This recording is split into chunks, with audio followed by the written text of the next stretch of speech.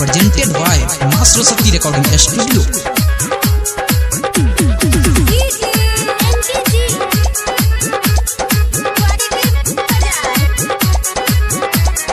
अखन अपने सब सुन रहल छी मास्टर शक्ति रिकॉर्डिंग स्टूडियो के शानदार प्रस्तुति। होली में मैं घर सह बाहर निकली है, बाहर निकली है गे बाहर निकली है। छहुरा सब सह वही चिक रही है, वही चिक रही है गे वही चिक रही है।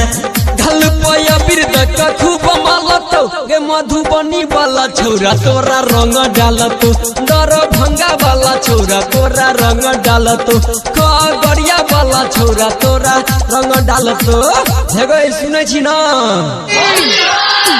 मधुबनी वाला छोरा तोरा रंग डालत, रंग डालत।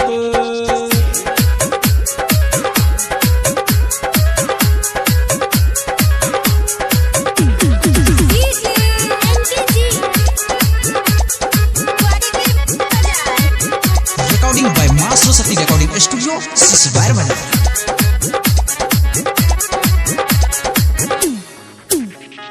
सूट साला बार तू पेन नहीं ढीला, पेन नहीं ढीला गे पेन नहीं ढीला।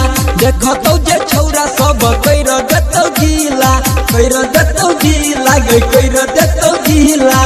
कोनो बहाना नहीं तोहर चलत के बालन पट्टी वाला छोरा तोरा रंग डालत, खुशल पट्टी वाला छोरा तोरा रंग डालत, नरी बेला वाला छोरा तोरा रंग डालत।